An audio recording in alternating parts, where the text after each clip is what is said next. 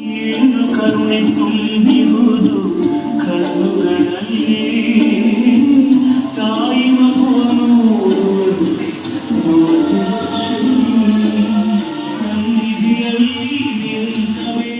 are pleased to welcome you to the second video about the early life of the great sadguru Sri Sai Maharaj.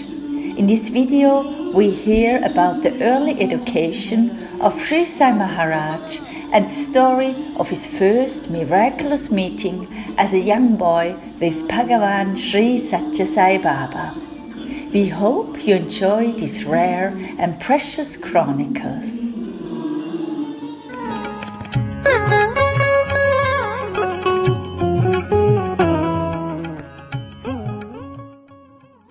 My family was so poor. They stayed in one single room in my grandfather's house. In that room they only had a kitchen. They all slept on one big cot. Nothing else was there, no property or anything. After my birth, improvement started for my family. My dad purchased some small land. He started constructing a house. Before I was 1 year old, a small, beautiful house was completed. My childhood days were spent in that house. Day by day, the child myself grew. I was taken care of very well by my mother's love. From childhood, I worshipped Lord Shiva. Every day I played with a small Shiva photo under a small plant. I imagined the plant was some large tree. I worshipped God under a small plant, but I imagined it was a forest. One time, when I was 5 years old, my father took me to a hotel. A magician came and asked for a 25 paisa coin, which my father gave him. Immediately, the magician converted the coin into a beautiful glass Shiva lingam. I worshipped that Shiva lingam with a humble heart and devotion. I knew to pour water on it, which is called abhishekam. I made a temple around it out of sticks and put leaves on top for the roof. I didn't know any mantras. According to my childish mind, I was doing a puja or a religious ceremony for the lingam. My mother would dress me in all white, and all the people used to call me priest. Still today I have that Shiva lingam because it was the beginning of devotion for me. I was worshipping Shiva because he was my favorite god at that time. I didn't know why I was attracted to Shiva. I would like to share about my education. My education started at New Horizon School in Indiranagar, Bangalore. I studied there from nursery level until the 5th standard. Without me knowing anything about Bhagavan Sri Sathya Sai Baba, once we all visited the temple which was behind the school. I didn't know that it was Sai Baba's temple called Sai Darshan and that he visited the temple once a year. Every day flowers were offered to Sai Baba's feet on a stool in front of Sai Baba's chair where he should sit. The day we visited, an old lady gave each of us a flower that had been offered to the feet to keep in our books. She told us that if we each kept a flower in the book in a path with a difficult subject, that subject would become easy to pass. I still didn't know Sai Baba was God, even though this miracle did happen. Later, I got interested in the Ramakrishna ashram near the beautiful Jog Falls in Karnataka, in a place called Sagar. My brother had been studying there. There were so many peacocks, so many beautiful animals there. I like animals and nature very much. For that purpose, I decided to go to the ashram and study there. My parents were not happy with my going because they did not want both sons studying so far away. At that time, the manager of the ashram came to my parents' house to report on my brother's education. I started shouting that I wanted to go there. By seeing my interest, the manager was so happy because they needed some students for the ashram. So he helped me to join the ashram. Because of my determination, I went to the Ramakrishna ashram in the year 1996 after my sister's marriage. I got admitted to the Ramakrishna ashram in June for a 15-day trial to see if I could adjust to the place, the climate and the food. Really, it was a beautiful experience for me. There was no homework or education or anything during this trial period. The main head of the ashram was Nyananda Swamiji Maharaj. He gave us a book on the life history of Divine Mother Sharada Devi. Every child who came to the Ramakrishna ashram had to read it. I was not interested in reading this. I felt like I was such a small boy to be reading such a big spiritual book. Every morning and evening they had Arati, which is a closing prayer session for Ramakrishna, Sharada Devi and Ramakrishna's devotee Swami Vivekananda. In that assembly, they also had a bhajan or devotional songs session. I loved to sing bhajans and I sang beautifully. I was singing all the Ramakrishna mission bhajans in Bengali. Still today, I remember those devotional songs to the Hindu gods, especially Durga and Shiva and the incarnations of God, Rama and Krishna, because they were helpful for me. After only 6 or 7 days of the trial period at the ashram, by seeing my keen interest, Swamiji selected me to be one of 8 members of the bhajan group called the Ramakrishna group. It was also a sadhana or spiritual practice group. We sang these devotional songs on Wednesdays, which was a holiday at the ashram, because Ramakrishna was born on a Wednesday. So from morning at 9 to 1 in the afternoon, Swamiji and the bhajan group lead the singing. From 2 to 4 we had satsang, a time when Swamiji talked on spiritual topics. So Wednesday was a divine day. Swamiji started sending those of us in the sadhana group for a week to sit alone in a small hermitage huts called kutis in the deep forest near the ashram. We were to read that book on the mother. Some fruit trees were near the hermitages. I was so busy plucking the fruit that I was not interested in reading that big book, so I didn't read it properly. One day the cook brought food to my hut from the ashram. He said, "If you don't read this book properly, Swamiji will beat you." Because I was afraid, I started reading it. I was just a 6th standard boy. I was alone in the hermitage, forcing myself to turn the pages, but I was not really reading. I was staring off in the distance at the beautiful nature around me.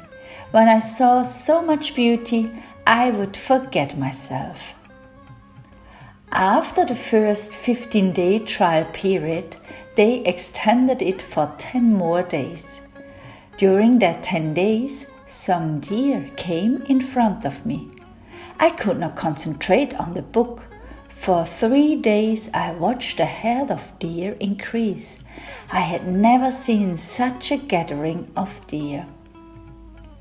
The fourth day, the 7th of June 1996, was an unforgettable day for me. A big group of deer ran past me. 2 deer stood up and looked as if they were hugging. As I watched a man in a long robe with a round dome of hair manifested between the deer. I was shocked and frightened by seeing him because I had never seen Sathya Sai Baba. Then the shape vanished suddenly. The next day, the man appeared again, and for the next 6 days the form came nearer and nearer to me in different robe colors. The first day was a lotus color. On the final day the man came in a white robe. He waved his hands and created some powder that he put on my forehead. I didn't know about Vibhuti, sacred ash then. He said, don't worry, be happy. Don't be afraid of my form. Again he waved his hand and I saw a wrinkled roll appear in his hand. He gave it to me and then he disappeared. Fearfully, I slowly opened it up and saw the face of that form in the photograph. As I later came to know, it was a photo of Sathya Sai Baba. This is the same photo in my home that has been materializing sacred ash from then until this present day. At that time I was so afraid that I threw that roll into the hut. Immediately I ran shivering with fear and crying to the ashram. How was I to know that Sai Baba was God? I was thinking that some cowherders were appearing because there were so many cows there. I had never seen such a different shaped form. I had never seen a photo of Sathya Sai Baba in my life. I told Swamiji, the head of the ashram, what had happened. By seeing my situation, Swamiji was shocked. He gave me a strange look. I described the man with the big robe and hair. He laughed at me. He didn't give any reply about what happened to me. He knew about Sathya Sai Baba, but he kept silent. One of Sathya Sai Baba's teachers, Srinivas Murthy, had been helping with accounting before Swamiji built his ashram. So Swamiji had started getting the monthly magazine published by Sathya Sai Baba, the Sanatana Sarathi. He had no photos of Sai Baba at that time. That night I got sick.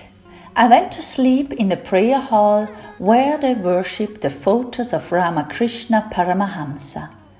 I was praying to him. Because of my fear, I got a fever. I didn't get any sleep because I was in shock. The hall was fully decorated with small bells and flowers. At midnight, the bells started ringing on their own. I looked towards Ramakrishna's photo. I saw some stars appear. The flower decoration started slowly swaying like waves on the ocean. I thought, what's this? Again and again something is happening in my life. I became mad from seeing these things. I went near the shrine with Ramakrishna's photo. I saw that his face had turned into the same face that had materialized from the 2 deer. The body was Ramakrishna's, but the face was that of Sathya Sai Baba. I thought, why won't this fellow leave me alone? He was in the forest, now he's coming into the prayer hall also. The same night, I complained to the teachers, so they brought me to a different small hall. Even there I was smelling a fragrance of flowers that were not in the garden. I was experiencing some touches from unseen people. They were hugging and pinching me, but I couldn't see anybody. These events continued for nearly 22 days. I thought my mind was not good. I couldn't understand such experiences. After all of these experiences, I planned to go back to my home. But before I could go, some visiting lecturers from the Sathya Sai Baba Institute came with Sathya Sai Baba's silver padukas, or sacred sandals that represent his feet that he had blessed in Mudanahali.